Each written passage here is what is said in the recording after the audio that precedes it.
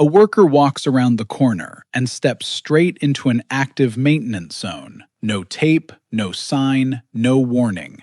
What happens next is exactly why area security exists. Unsecured maintenance zones are one of the leading causes of struck-by and caught-in injuries in manufacturing, not because the maintenance work itself is dangerous, but because the area around it wasn't controlled. This applies to routine jobs too, not just the big ones. In this module, you'll learn the complete process for securing a maintenance work area on everyday jobs, the kind you handle solo or with one other tech, on a pump, a belt, or a control panel, so every job site stays contained, visible, and safe for everyone who walks by. Pause for a moment. Think about the last routine maintenance job you did. What's usually the first thing that goes up? Tape, a cone, or a sign? The correct first step is actually none of those. It's the hazard assessment. Physical barriers only go up after you've identified what you're protecting people from and how far the danger zone extends, even on a 5-minute job. Let's walk through the full process, starting with assessing the hazard before a single barrier goes up. Before you barricade anything, assess what you're actually protecting people from on this specific job. A belt replacement needs a tighter perimeter than an overhead pipe fix. The hazard shape changes the barrier shape. Ask 3 questions. What could go wrong here? How far could it reach? And who else uses this space? Foot traffic, forklifts, other operators walking their normal route. Your perimeter needs to account for the actual hazard radius, not just the footprint of the task. Even swapping a small part can involve a dropped tool or a spring-loaded component with more reach than you'd expect. Think about foot traffic, too. Is this near a main walkway, a forklift route? Your barricade placement should reroute traffic safely around your small zone, not create a bottleneck in a busy aisle. Here's a scenario. You've set up your barricade for a quick pump repair, but it forces foot traffic to squeeze past an active forklift lane. Pause and decide, is this actually secured? No, this is not properly secured, even on a small job. Compliance on paper isn't the same as a genuinely safe layout. The fix: shift your barricade a few feet so pedestrian traffic never intersects the forklift lane. With the hazard assessed and the zone planned, it's time to actually put barriers on the ground. And there's more to this than most people realize, even for a routine job. Not all barriers are equal, and OSHA doesn't treat them equally either. The rule of thumb? Match the barrier type to the severity of the hazard, not just to what's convenient or already sitting in your tool cart. For most routine maintenance, a filter change, a sensor swap, a minor adjustment, caution tape and cones are enough. It signals "be aware," not "physically cannot enter," and that's appropriate for low-risk, short-duration tasks.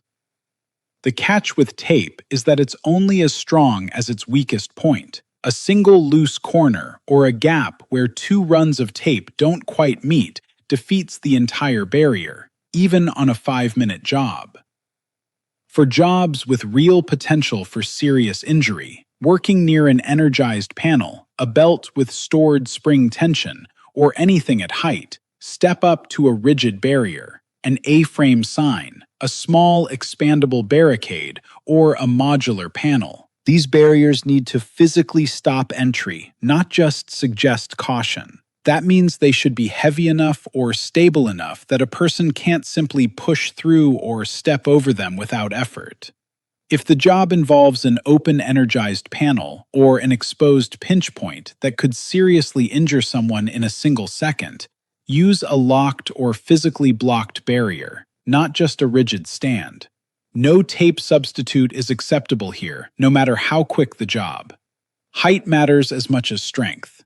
A barrier that only comes up to knee height won't stop someone from stepping over it, especially someone moving quickly through the aisle. Match the barrier height to the actual risk of someone crossing it. Weather and environment matter too, even in a covered facility with open bay doors. Airflow near loading docks needs weighted bases or securely staked barriers. Tape and lightweight cones blow over, and a fallen barrier is worse than no barrier because it creates a false sense the area was addressed. Now, signage.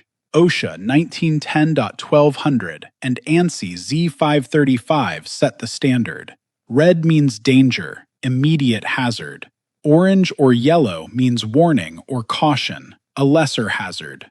Signs must be visible from a safe distance and specific about the hazard. A sign that just says "keep out" fails the standard. It needs to say what the hazard actually is. Wet floor, slip hazard. Panel open, do not touch. Belt repair in progress. Specificity is what makes a sign functional instead of decorative. Think about the signs you personally use on routine jobs.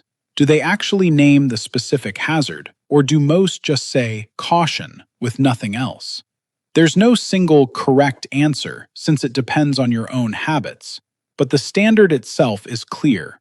A compliant sign must state the specific hazard, not a generic warning.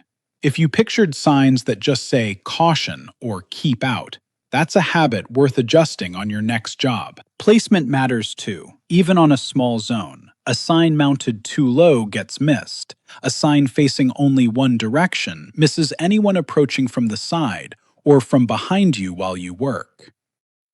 For night shifts or dim corners of the plant, reflective signage or a portable work light isn't optional. It's the difference between a sign someone sees and a sign someone walks past in the dark. One more detail people miss on quick jobs. Barricades and signs need to go up before you start and stay up for the entire duration, even if you step away for parts or a short break. A work area that's secured when you start and quietly loses its tape by the time you're halfway through isn't secured at all. It's a hazard waiting for someone to wander into it. On longer routine jobs, glance at your own barrier every so often. Confirm tape is intact, the sign is legible, and nothing has shifted. This takes 10 seconds and catches problems before they become incidents. If you need to leave the job mid-task, for parts, a break, or end of shift, either take the barrier down completely and secure the equipment, or clearly communicate to the next person that the zone is still active and why. Get the barrier right, and everything else about the job becomes safer by default. Even a 5-minute fix deserves the same care as a bigger one. With the barrier and signage locked in, the next step is controlling who's actually allowed to cross that line. Every secured area needs one clear thing, a single, obvious way in. Not gaps in the tape where people squeeze through, but one recognizable entry point that anyone walking by can identify at a glance. For routine maintenance work, a pump repair, a belt replacement, a quick fix on a conveyor, that entry point doesn't need a dedicated attendant. It needs a visible boundary and a technician who owns the space while they're working in it. If someone approaches while you're working, that's on you to address directly. Stop them at the boundary, explain the hazard, and redirect them. You're the last line of defense for your own barricade. With access covered by a clear boundary and an alert technician, the last piece of the puzzle is what happens when the job is actually finished. Restoring the area isn't just pulling down tape.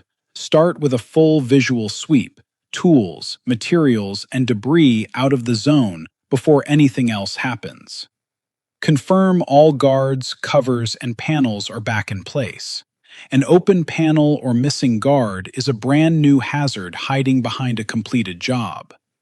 Only after that visual confirmation do you remove the signage and barriers, and remove them completely. A half-removed barricade left lying nearby can become its own tripping hazard. This entire process, assess, barricade, control access, and restore, isn't overkill for a routine job.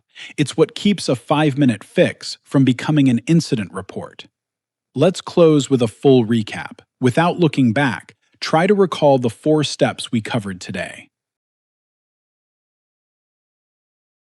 The 4 steps are: 1. Assess the hazard and plan the zone. 2. Build the right barrier and post specific signage. 3. Control access with one clear entry point that you personally own. And 4.